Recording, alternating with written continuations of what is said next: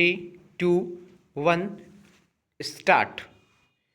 चाहे कर्नाटक के कंबाला त्योहार में भैंसों की दौड़ आयोजित कराने का उदाहरण हो या तमिलनाडु में जल्लीकट्टू में बैलों का विराम, पशुओं के साथ अक्सर क्रूरता की बात सामने आती है विराम।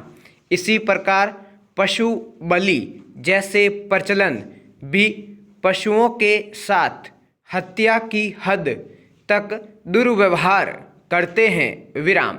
सभ्यता के विकास के साथ साथ मानव ने प्रकृति से सामंजस्य बैठाने में सफलता हासिल की और इसी क्रम में पशु जगत में उसके संपर्क के नियम भी स्पष्ट होते चले गए विराम।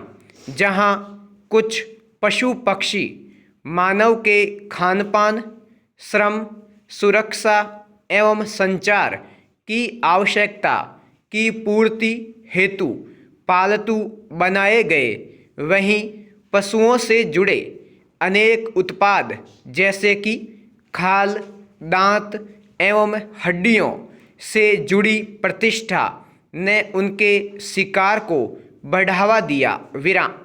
जहाँ प्राचीन और मध्ययुगीन विश्व में युद्ध से लेकर धार्मिक कर्मकांडों तक में पशुओं का एक अहम स्थान रहा, वहीं आधुनिक विश्व में भी सुरक्षा व्यवस्था से लेकर वैज्ञानिक खोजों, विशेष तौर पर चिकित्सा एवं सौंदर्य प्रसाधनों के परीक्षण हेतु जानवरों का उपयोग किया जाता है विराम।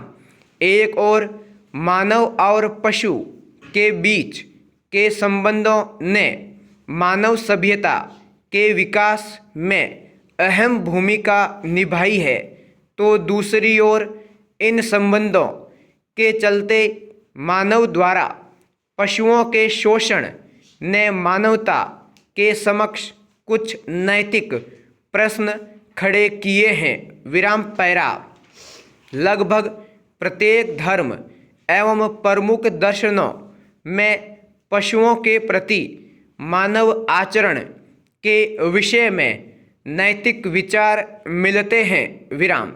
हिंदू धर्म में पशुओं के प्रति दया भाव दिखाने की सीख दी गई है विराम।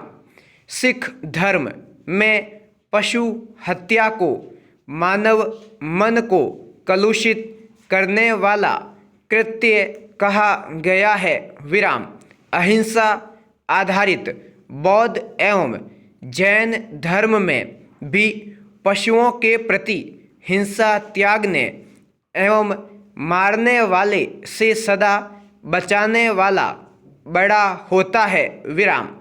धार्मिक स्थलों एवं प्रतिष्ठानों की ही बात करें तो कर्म कांडों से लेकर धार्मिक अनुष्ठानों तक में पशुओं के प्रति हिंसा की जाती है विराम।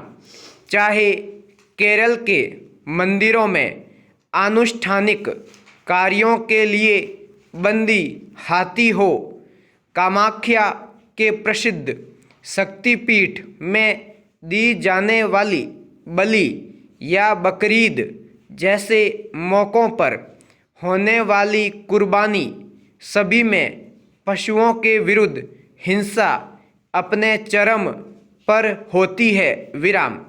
मनोरंजन के लिए भी जब पशु को चिड़ियाघर, सर्कस या घर में ही पिंजरे में रखा जाता है तो यह पशु के विरुद्ध बहुप्रचलित हिंसा की श्रेणी में आता है विराम।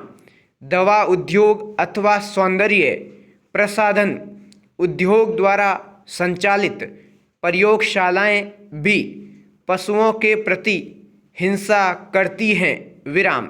न सिर्फ पशुओं को कई रसायनों की सुरक्षा जांच के लिए प्रयोग में लाया जाता है, बल्कि खतरनाक ड्रग्स या रसायन इत्यादि के प्रभाव से असंख्य जानवरों की मृत्यु भी होती है। विराम पैरा।